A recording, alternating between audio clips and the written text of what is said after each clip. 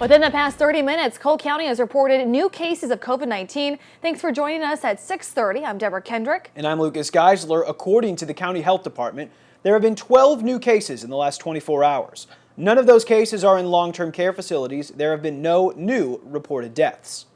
And Boone County has added nearly 4 dozen new cases of COVID-19. According to the local health department, 45 people tested positive for the virus since yesterday. More than 17,000 people in Boone County have caught COVID-19. There were no new virus-related deaths there either. And as the number of coronavirus vaccinations increase in Missouri, so do questions and the concerns on the rollout and also the vaccine itself. We'll be taking the next half hour tonight to work through your most asked questions with local health officials. Tonight, we're covering vaccination registration accessibility, recent changes to Boone County's health order, and recent CDC guidelines on further preventing COVID-19. We're joined by Dr. Robin Blunt with Boone Hospital, Dave Dillon with the Missouri Hospital Association, and Sarah Hum with the Columbia Boone County Health Department. Thank you all for joining us tonight for this. And my first question is going to be for Sarah and Dr. Blunt. Last week, Sarah, specifically when we chatted, we had a lot of viewers ask about transportation to these mass vaccination sites and some of these resources for older generations. Any update on those efforts from the county and also from Boone Hospital on any possibilities to this? Yeah, so right now the health department will be sharing some information in the next couple of days about an effort we're going to try to do where basically people who are homebound, so folks who cannot get to a mass vaccination site, we are going to try to come to them when we have vaccine available. And so we'll be putting information out about that here in the next couple of days to really try to reach those folks who don't have any other options to get to a vaccination site. And I don't really have anything else to add because these types of patients, these types of folks, we're working with the county health department to get the vaccine out to them. So it's a combined collaborative effort on that part. We've been talking a lot about trying to tap our churches, church buses, things of that nature. Going to areas where a large number of these folks live, like Paquin Towers, et cetera. So, we're working together to try and get it out to those high need communities. As far as getting onto the county's registration here, we'll stick with Boone County here for a moment. Sarah, we hear a lot and have heard a lot the last week on all these agencies trying to combine their registration lists right now, making sure it's one list that everyone is able to pull from. What are the best ways? So given that this merging is going on, what is the best way in which people can get registered to get vaccinated? Sure. So the health department, along with Boone Hospital Center and MU Healthcare, we've combined our forces to make sure that we're trying to streamline that process as much as possible. And so right now we are merging our lists of folks who have signed up for the survey. So that's the survey that the health department had that we were working with Boone Hospital and then MU Healthcare. So currently, MU Healthcare is expecting to get more doses very soon. And so right now, the appointments that they will be sending out for scheduling will include both lists. And so we will be sending information out to the folks who are signed up on our survey very soon to notify them kind of how that process will go. And, the state recently announced that they also have a place to sign up, and that will be helpful for mass vaccination sites through the National Guard. And so there's multiple places where folks can sign up for information. And also, Walmart and Sam's Club have also started to take appointments. And so, we're trying to streamline as much as possible of what we have control over, at least, but there's still multiple lists out there, and we recommend that folks sign up for all of them if they can, and which we know sometimes can be a little bit confusing, but at this point we feel like that's the best way to get people vaccinated, is to make sure they have information from all the sources that are available. Sure, and Dave Dillon, this follow-up question is for you. Like Sarah just mentioned, the state just launched that new vaccine registry tool. What is your advice on, should people do it from the state? And like kind of Sarah said in her advice, people is kind of to register for as many as you can. Well, I would echo that advice at this point. Certainly, we're in the first week of the state's vaccine navigator that's on the Most Stops COVID website. And I think we don't have all of the access points to vaccination currently, in one spot. So if you are in the current eligible tier, I would certainly encourage you, if you're looking to get vaccine as soon as possible, to try to get on as many lists as you possibly can. My hope would be that as we do this, it's important to understand that the current tier we're in has more than 2 million Missourians. We've only vaccinated about 750,000, and about half of those have first vaccines. So we have a long way to go. We're still very much at the front side of this, and we're just bringing the tools to bear where we can begin to do this from a statewide perspective.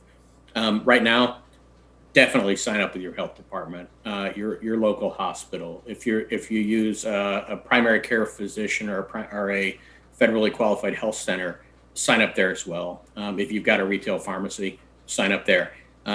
There's really no harm in doing that. And if in fact their process it finds that they have excess for what their intake was expected, when they get a batch of vaccine, they can begin to call down that list. Sure. So I would encourage people to be very to be very diligent about using as many of these options as they can until we get a single statewide system.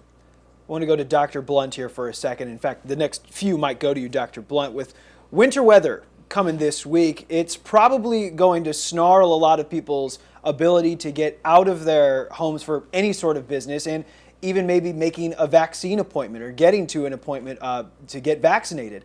How do you make sure no doses of the vaccine get wasted if people end up canceling appointments? Well, we kind of learned a lesson early on. You don't thaw out. We use the Pfizer vaccine at Boone, and it's ultra cold storage. It only lasts for 5 or 6 hours after you've reconstituted it. So rather than saying, oh, we have 150 people with an appointment this morning and thawing out 150 doses, it only takes about 30 minutes to thaw out a vial and reconstitute it. So we just do it in small batches. And, we have people with appointments, so they're coming in at certain time intervals. We try to only thaw out 5 to 8 vials at a time. And when we're starting to get towards the end, we thaw out some more. But yeah, we don't want to waste any vaccine. And we are not wasting any vaccine. We kind of have a standby list too. If we get towards the end of the day or the end of a 6-hour dose or vial, we start saying, okay, who can get here in 30 minutes? And we start going down that list. I don't believe we wasted any vaccine because we make sure that it gets in somebody's arm. Okay, Dr. Blunt, thank you so much for that answer. And Sarah and Dave, thanks for joining us. But don't go anywhere. We're going to be right back with more on this conversation, continuing our discussion tonight with a detailed look at Boone County's new health order and what data is needed to ease any restrictions. That's all coming up next. Welcome back. If you're just now joining us, we are speaking with local health experts tonight on the coronavirus vaccine and your most asked questions on its rollout across mid-Missouri. We turn our discussion now to the CDC's newest mask suggestion and changes to the health order here in mid-Missouri. Dr. Blunt, this question is for you right now. So federal health officials in the CDC, they're recommending 2 masks. And I know we've talked about this maybe with you in the past, but why do you think this is important to do? Well, we are continually learning about this virus, how it is transmitted, what we can do to prevent it, the best mitigation strategies. Everything we've been doing with social distancing, masking, avoiding large crowds, et cetera, are mitigation effects. They don't really take the fight to the vaccine, I mean, to the virus. Our vaccine is our first weapon that we can take to it. But, you know, as time rolls on, we learn the best way to, you know, prevent transmission. I did see the study that led to the CDC's discussion this week that perhaps 2 masks are better than 1. One of the key factors of that is that you wear a tight-fitting mask. You know, one mask that fits very tightly is much more effective than a mask that's just hanging on your face, or a gaiter you pull up over your face. If you're not wearing it over your nose and mouth, it's totally ineffective. Sure. So wearing a mask properly, wearing it tight, and they do show that if you wear one mask, it might be about 60% effective at preventing particles. Again, a medical mask is more effective than a cloth mask. But when you put a medical mask and then a cloth mask over it, and they both fit well, you're really cutting down on particles greater than 90%. So it makes sense that, again, science advances. We learn as we go. This is a new virus, and that's the latest information we have. All right. Now, this question is for Sarah Hum. Columbia and Boone County health order that changed yesterday, allowing venues serving alcohol, or at least was announced it would change later this week. Now they can serve until midnight. There are still restrictions, though, in place, like capacity limits on sporting events. What data or trends do you need to see at the health department in order to eventually ease those as well?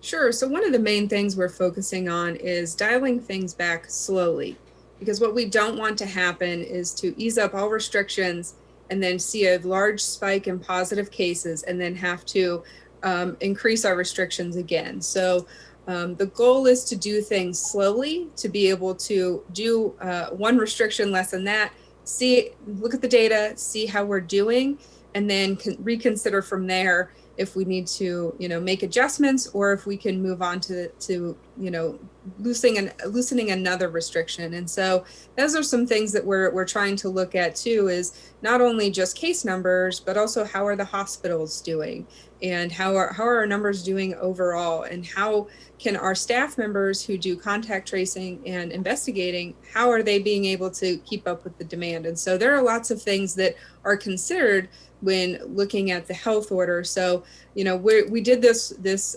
small adjustment, so we will continue to look at the data and see where we go from there.